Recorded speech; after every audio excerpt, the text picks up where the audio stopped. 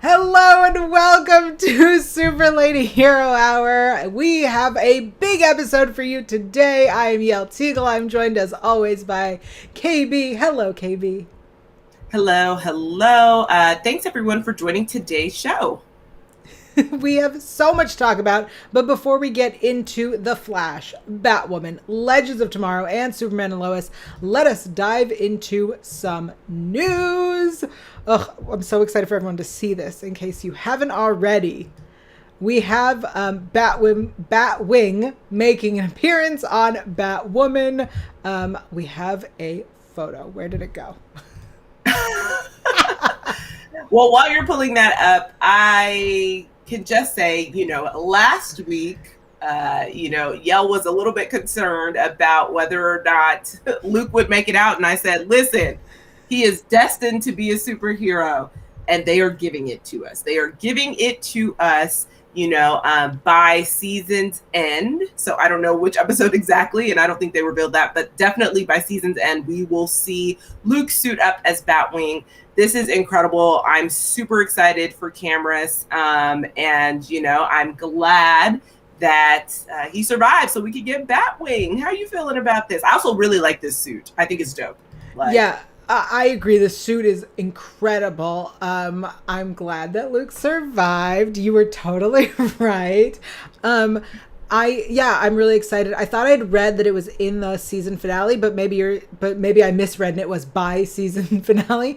I can't wait to see it. I'm excited. I mean, he's always been Team Batwoman, so I'm excited to see him actually Team Batwoman. I think hopefully we get Luke some training because, Luke is not skilled in martial arts currently. So I'm hoping that plus, the little bit of the plant injection that he received, which we're going to talk a little bit about in today's episode. But I'm hoping the combination of both will prepare Luke to get out on the streets of Gotham and kill it. So, yeah. Yeah. All right. What is the next news we have? Okay, so DC's Blue Beetle, which this has been floating back and forth, but finally a decision was made. DC's Blue Beetle will be on HBO Max. That's what it feels like in my head. Yeah. HBO Max. Strictly now. So unfortunately, it will not be heading to theaters as originally intended. It's just going to strictly be on HBO Max. So I'm still excited that we get a Blue Beetle feature, but sad that, they're not going to do a theatrical release. And they were saying in the article that that's due to this new Discovery merger, which also this logo sends me. I'm like, is this the real logo? Because I keep thinking it's not the real logo. I keep thinking we're going to get a new one, but apparently we're not. But yes, so I am this Warner Brothers Discovery merger, which felt like it came out of nowhere, and I still don't quite understand it, but not all things are for me to understand. I'm still excited that we're going to get DC's Blue Beetle, but now it'll just be on HBO Max. So sorry. No problem. I was trying to pull up the logo. It's okay. There it is. This logo. This is what you're talking about. Logo. It's crazy because I keep thinking it's going to change, and yet it does not. Because this logo feels like 1992. It does. It like really. What it does remind me of, like seeing one of the first seeing the Michael Keaton Batman film. Yes. I feel like I would have seen that logo. I don't know why, but I feel like it would fit perfectly with that. Yeah. Yeah. This is not the first film that is being now or was announced as an HBO Max only feature film, which I think is super odd, but we'll see. And of course, that we will be discussing it here on Super Lady Hero Hour. Yes. And they did announce DC Super Pets. So that's not something we had, but I am curious to see what this is going to look like. And it is still going to have a theatrical release and an HBO Max release. So I guess we're going to find out what DC Super Pets is going to be all about. We're going to talk about it. Yes. We have already discussed how we are definitely going to talk about it. Yeah, I'm in. All right. So before we dive in to all of the TV shows for this week, This is another full spoiler warning. So let's dive into Superman and Lois. So here's the quick cap for episode 8, Loyal Subjects. Lois, Chrissy, and Clark team up to piece together the significance of Smallville to Morgan Edge. How did you feel about this episode? To me, this episode moved the plot more than any other episode we've had. That's so funny that you say that, because I did not like this episode. Well, I mean, we got to the end and we finally got the answers. We did get the answers.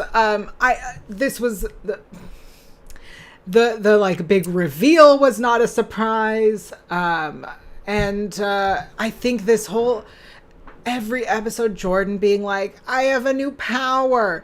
Every episode, like, it feels like they were like, what if we do kind of monster of the week, but instead it's power of the week. And instead of actually dealing with it, it hurts him. Every one of them hurts him. Well, I actually liked the episode. Okay. I think there were some things that were not surprising. So like Kyle getting powers, not surprising, that we've been building towards that. Kyle going behind Lana's back to enroll in Edge's program, not surprising. Right. The issues with Kyle, Lana, and their daughter have been here from the beginning, so that makes sense. I think the reveal of them being brothers, of Morgan Edge and Clark being brothers, was a surprise. Them being related wasn't a surprise, but I didn't expect them to be brothers. And so for them to kind of incorporate this new story, because as we saw for the previews of next week, we see Morgan is like, my brother chose peace and he chose a different path and I did not. And so, this whole scenario is going to be dynamic. It's going to be really interesting to me, because it's also interesting, Clark in this series, and kind of based on what we've seen thus far, obviously has no siblings. So to find out that you have a brother is quite jarring. And then also to find out that he's actively trying to kill you and your family and create an army of superpowered people to essentially take over the human race. Families are complicated. And Clark didn't really sign up for this, especially right after his mother's death. So on one hand, I actually do like the dynamic of Clark having family, because he really has no one else outside of like Lois and their kids.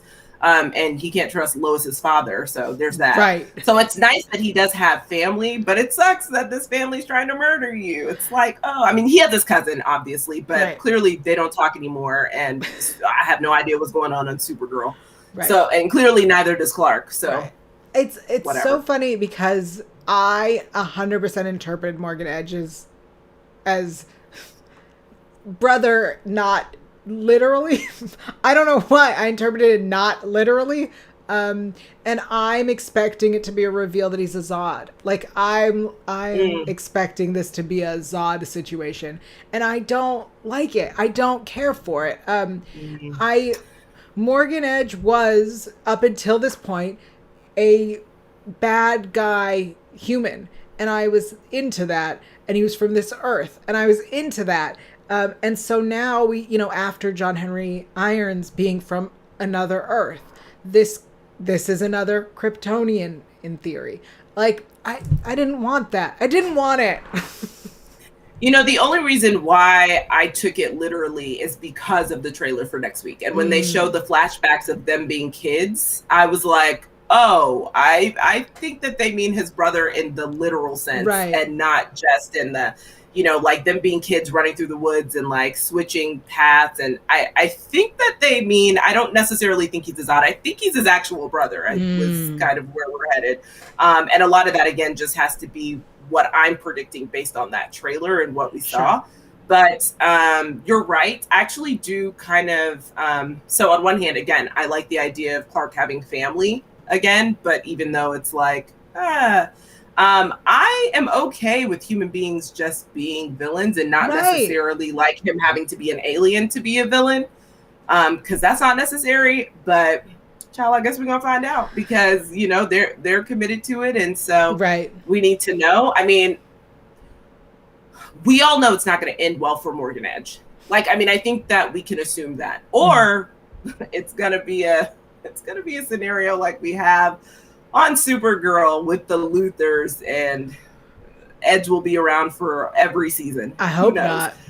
I'm hoping not too, because I would prefer that we like got rid of this villain and moved on to another one. Right. But yeah. So I actually enjoyed the episode because I was like, okay. And actually, I really liked Clark being a reporter again, because remember I said last episode, I was like, really, he just be at home with those kids. Yeah. But they go to school and then he's just kind of like packing lunches and he's living a more domestic life. And I like that Lois was like, actually, he was a reporter and we should use him. Like, yes, you should. And so I appreciate that. Now, I will say the one confusing bit about this episode, I understand why they need the people of Smallville, but I don't understand why we put that in the show. I don't know. What? Yeah, it was a weird choice. Yeah, because they were like, we're going to uncover it. And this is what we've uncovered. And I'm like, I'm still not. I'm like, okay. I mean, like, sure, but like, no. Right. I don't know. I'm just kind of like, yeah, what it is. Well, let's rate this episode here on Super Lady Hero Hour. We rate everything on a scale from poop to kittens. Where's that button? So we are rating Superman and Lois. KB, what are you giving it this week? This is so large. I'm rating it a kitten because I had a good time and I like the reveal in the end, and I want to see kind of where this progresses. Again, I think Kyle was the least surprising element. Like he has very much been talking about how he has felt, unfulfilled in his life and how he wants to be better for his family. And so, of course, you know, if you pull something away from someone and you tell them no, and if you hide things like Lana did, then they're just going to keep searching for them, which is exactly what Kyle did. And he took the catnip.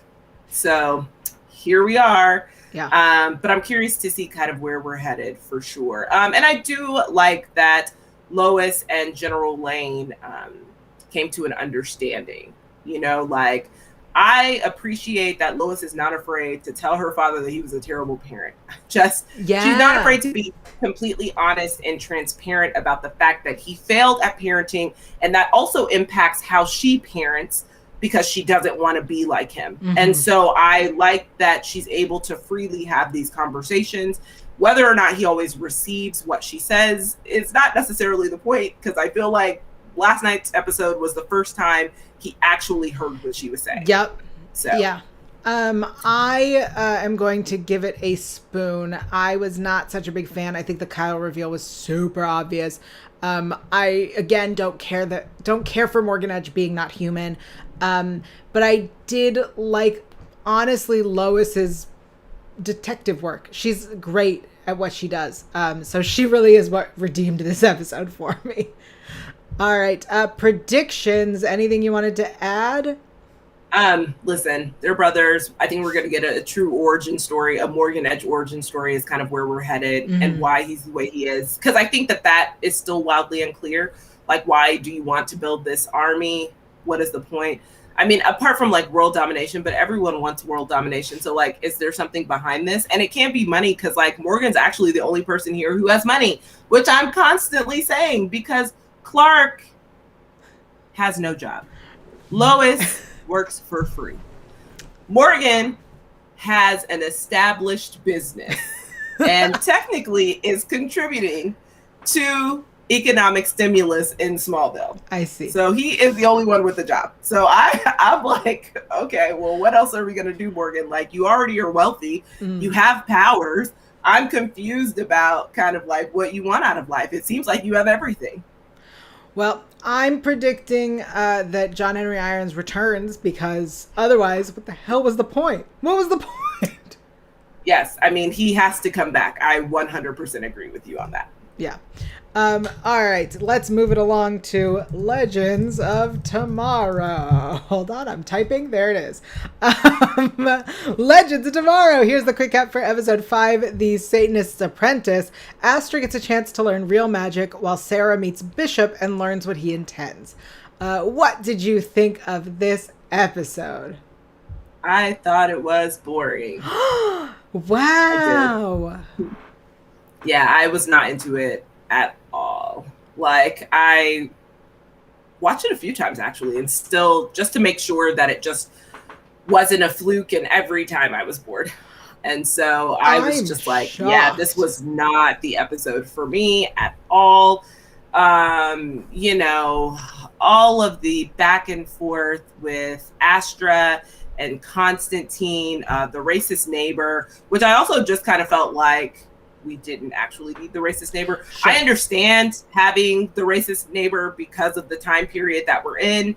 But the racist neighbor kept appearing and let me do this and let me take this off your hands and why would someone like you need it? And I just kept thinking, we don't need this dialogue in the middle of this episode. So I agree with you. The racist neighbor didn't make sense. Also, what time period were we in? I mean, right. Also, that wasn't inherently clear. So I really loved everything else. I think Astra's storyline I was kind of annoyed with, especially because literally the magic that she was taught was change this into this. Great, you've learned this. Now I'm going to teach you another spell that is the same thing. Great, I'm going to teach you a third spell that is the same thing. And for whatever reason, the 2 second spells were temporary, but the first one was permanent. So why did we need the other 2? That's my own question.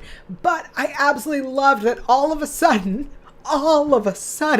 it was a cartoon. She was a princess. Yeah, and it became like Beauty and the Beast / like the Princess and the Frog for me. Like yep, 100%. Like it was like a combination of both, and I was like, what's happening here? Honestly, and the talking objects, and then the cartoon version, I had so much fun. And knowing that this episode was directed by Katie Lotz and that she had to direct this is hilarious. This wild animation that happened to me. I had such a good time and found it so entertaining. That said, all of the Sarah stuff, which as we know if you've watched Super Lady Hero Hour, I'm impatient and want answers. So we get all of these answers and I'm like, this is stupid.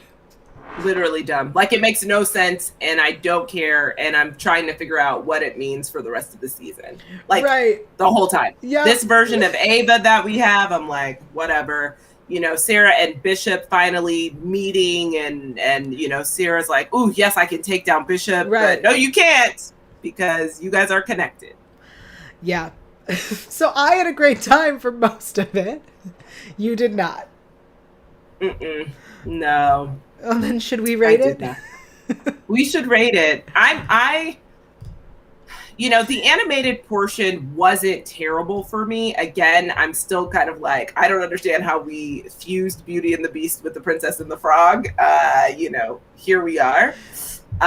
Because Constantine firmly belongs in like Princess and the Frog. And then, well, obviously so does Astra. But then, I don't know. Yeah. So it was a weird thing. But for me, I don't know. It was a poop.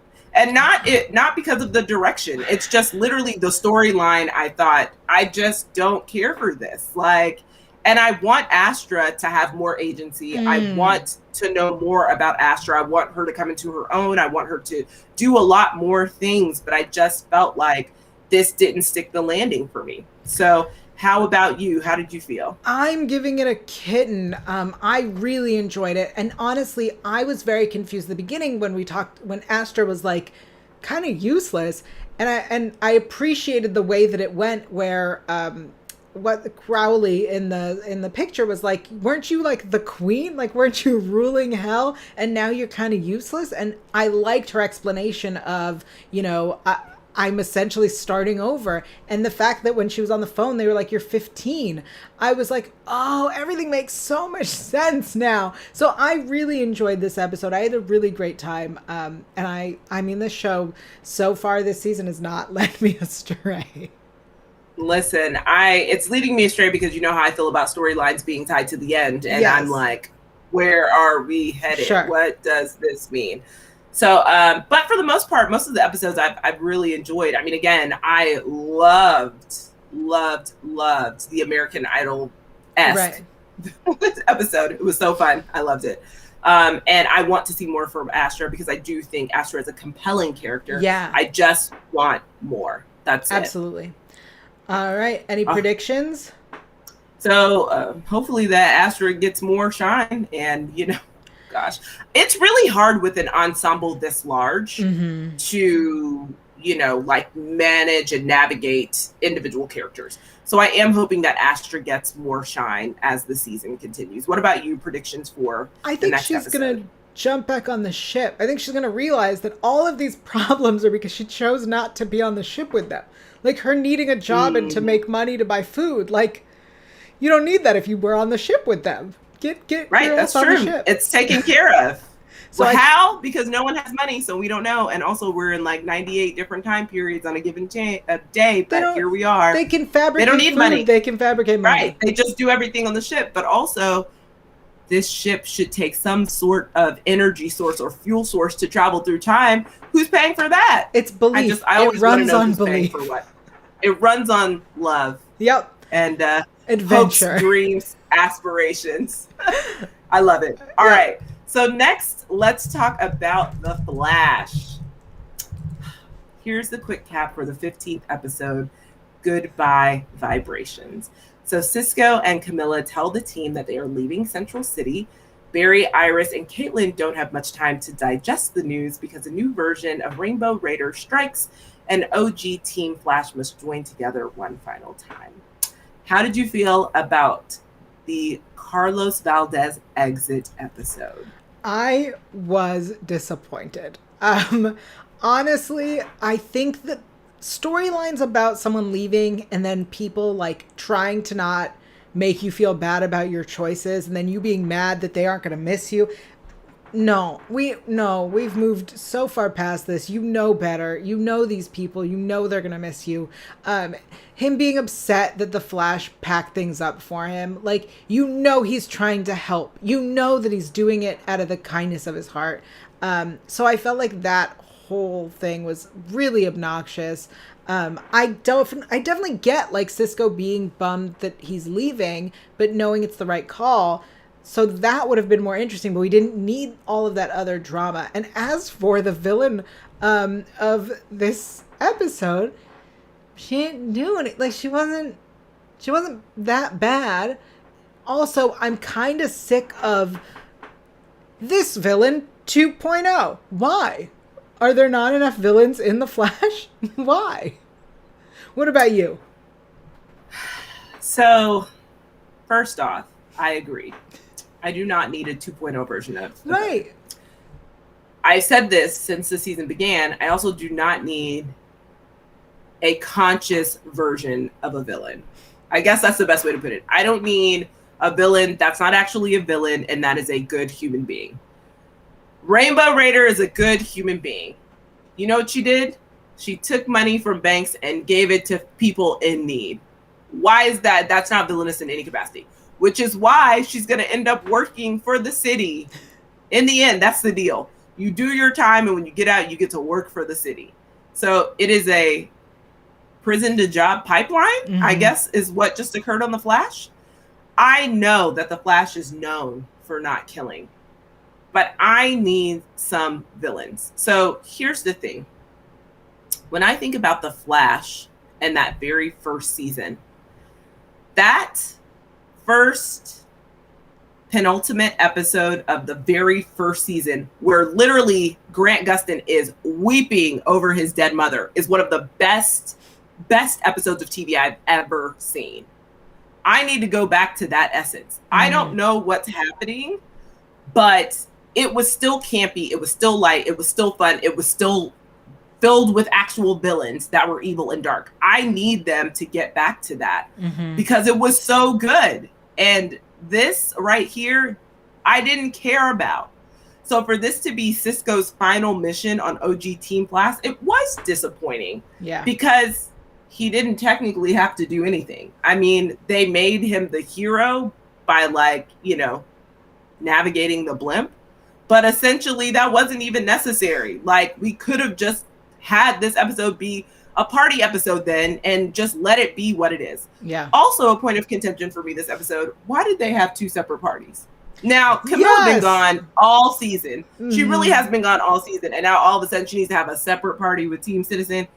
And Iris, who's known Cisco since day one, is not going to be at his farewell party with her husband and her dad. Get out of here. It just didn't even make sense. And also just have one party. Because technically, I like that y'all are pretending like Camilla has her own friends, but these are her boyfriend's friends. That's the reality. The reality is she met them through her boyfriend, and these are his lifelong besties, and this should be a joint party. I'm like, what's happening? But shout out to Cisco for being the head of Argus, essentially, and almost a homeowner because he wants to buy a place. Right. And shout out to the t-shirts over the years. Like, I don't know what else to say. I'm with you. Let's rate this episode. Where are you rating this? I'm going to give it a spoon only because I adore this show. I adore Carlos Valdez, and I had the absolute pleasure at FanX Salt Lake City of doing a one-on-one interview with him, and he is phenomenal, and it was so good, and he is up for anything. Bless you, Carlos Valdez, because you were playing my games on stage on the fly, and I appreciate that. And so while I cannot necessarily give it a kitten because what happened in this episode, I am going to definitely give it a spoon. I'm leaning heavily, though, towards a kitten because Cisco's, and actually, you know what? I'm going to change it to a kitten strictly because of Cisco's contributions over the last 6 years. I think he's been the real MVP, and I'm sad to see him go, but it's been a long time coming, and I think it's the right choice. So the only thing I am going to say is Cecile looking for this woman in the mirror. What's happening? Because didn't we do the Mirrorverse last season? Yeah. Well, okay. Hold on. We'll get there in predictions. All right. I'm going to give it a spoon because I'm being generous because Cisco was such a beloved character. And you're right. Carlos was amazing to interview and he's very sweet. And I'm definitely going to miss him on Team Flash. But that's it. Those are the positives. Everything else, I almost slept through the episode. Let's talk about some predictions. I think that I'm hoping whatever this woman in the mirror is does tie into where we started, and something like this season started with us wrapping up the Mirrorverse. So I would like if we're going to connect it, fine. Because right now, here's what we got this season. Mirrorverse, we talked her down with words and then she disappeared, not in jail. Then forces, so philosophical concepts, theoretical concepts, were talked down and put into the Speed Force to be a family. And now, whatever the hell this is, let's tie it together. Connect, please. Yeah. So, Cecile looked like Iron Man. I'm just going to be honest. And like the woman in the mirror looks like Iron Man. It reminded me of in Supergirl, what's his name? Guardian. Is the Guardian helmet. I don't understand why we're back here. And now that Barry, based on the promos, will be trapped as well and they could potentially die. Maybe that's the more intriguing storyline. Maybe if they die, obviously he's the Flash, so he will live again. But maybe if they die and whatever the impacts are of that, maybe. I just feel like there's little to no direction this season.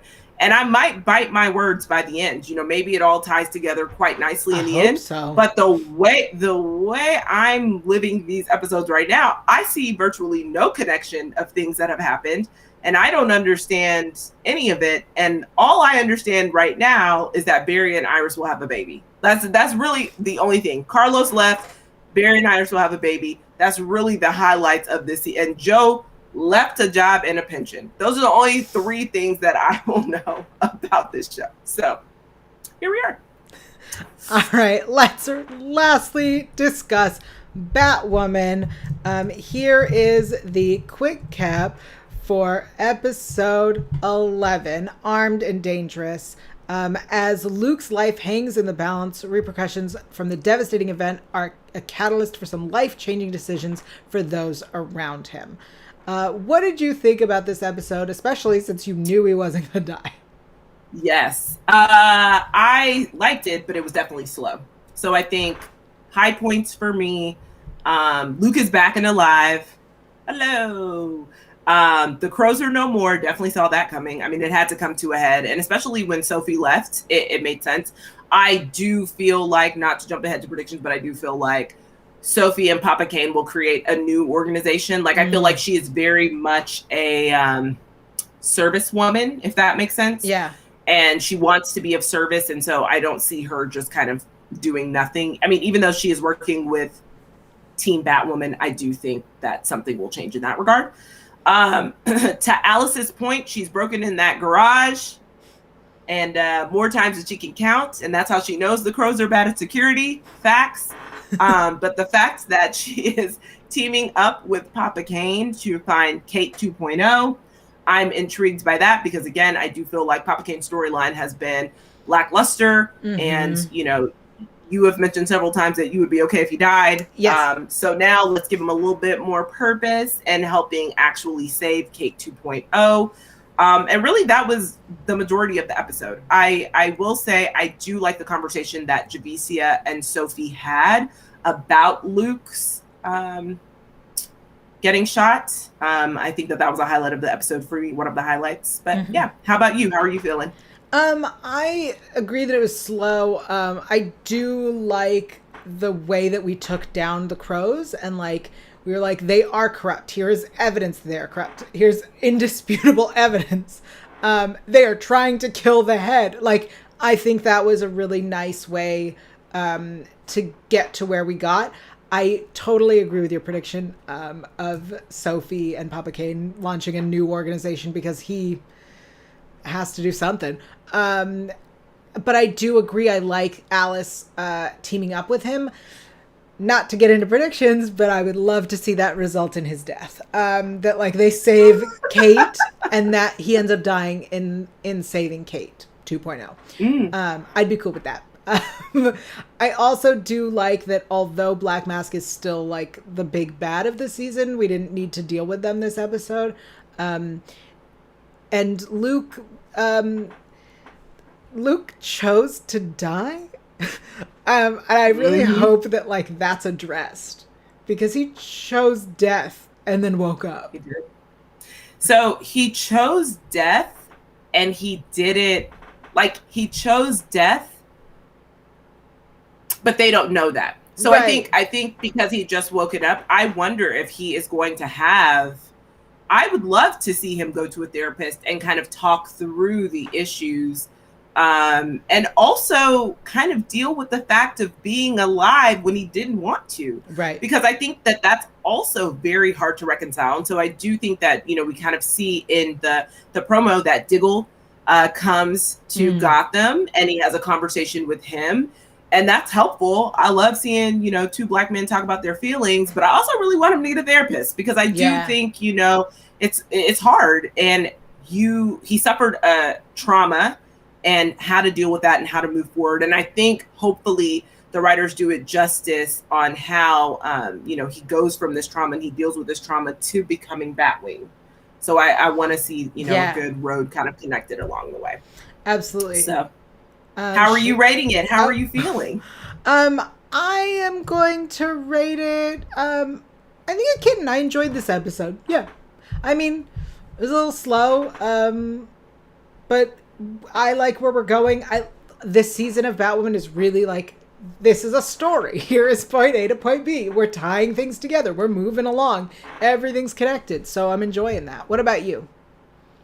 Yeah, I actually am going to give it a kitten too. I had a good time. Slow, but I understand kind of why. I mean, it actually kind of makes sense that this would be a slower episode and they needed to deal with the crows and the brutality and things like that and Luke's trauma.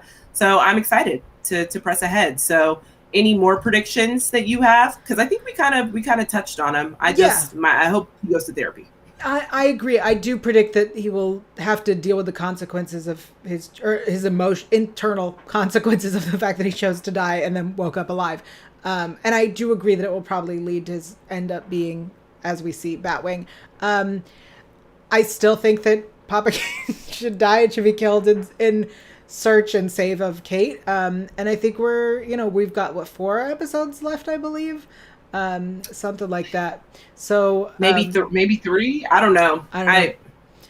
But I think probably we won't get to see Sophie and Papa Kane's new thing until next season. That's my prediction. Agreed. All right. Shall we discuss our performer of the week? Let's do it. Yeah. So I am going to give it to Javicia Leslie. So I actually think that like her having that conversation with Sophie about feeling guilty, about being responsible for Luke being shot and basically telling him that he was useless essentially because he wasn't the type of person to take physical action. Right. I thought that was a really good conversation. I thought that Javicia like really showed her range, and so I'm going to give it to her. With honorable mention going to Carlos, just for his final episode because again, let's send him off with a bang. So how about you? I'm giving it to Astra. I feel so bad that I do not know the actress's name. I'm so sorry. But I am going to give it to her because she had to essentially carry the entire episode. Which is rough because she's the newest addition to the team. And so I think she did a really great job and had to sing as well. So yeah, I'm giving it to her. And the actress is Melody Nyman? Olivia Swan. Olivia Swan is the actress. Ignore the other name I came with. Olivia Swan is who is my performer of the week. Sorry, everybody. It's been a long day. All right. Style icon of the week. Where are you going with style? I mean, I think we are the same. Okay. Rainbow Raider's outfit was real cute, even though she was not a villain. But she was real cute. And then honorable mention to all of Carlos's t-shirts. And him giving away said t-shirts at his going away party, I thought was fitting. I just have to say I've been searching for that jacket and cannot find it. And anyone who works on that team, please tell me where to find the rainbow leather jacket. Also those shoes. So that's that. All right. WTF or OMG moment. So when Jordan sneezed those icicles, that actually was shocking for me. I was like, oh, like I was not expecting it to be icicles. Yeah. So I definitely was like, what's happening here? And then the reveal that Morgan is Clark's brother. So what about you? I'm going to go with actually same episode, but I'm going to go with when General Lane threw the like smoke bomb of kryptonite in the home of Superman after he was like, I'm so sorry, I didn't mean to hurt him. You threw the bomb in their home. I was yelling at the TV. I guess he was like, well, he's not here right now. And so, you're like, yeah, okay. But the after effects, which we've clearly seen, like Clark has been affected after, or Superman's been affected. Both have been impacted after. And so I'm just like, so rude. Anyway. Yes. All right. And that is it for Super Lady Hero Hour. Until next time, where can everyone keep up with you, KB? Per usual, Twitter, Instagram, at the Lady KB. That's TheLadyKayb. And if you like food shows, there is a new Netflix food series. And it is hosted by Dame Drops, who is known on YouTube for his like fast food critiques. And it is hilarious. And I did an interview with him. So definitely check out Fresh, Fried, and Crispy on Netflix now. Available streaming as of today. You can also find me on the internet at Yael Tygiel. That's YAELTYGIEL. Also, check out our Loki review on Super Lady Hero Hour. It is up now. So watch the new episode of Loki and then check that out. Thanks, everybody. We'll see you next time. Bye-bye.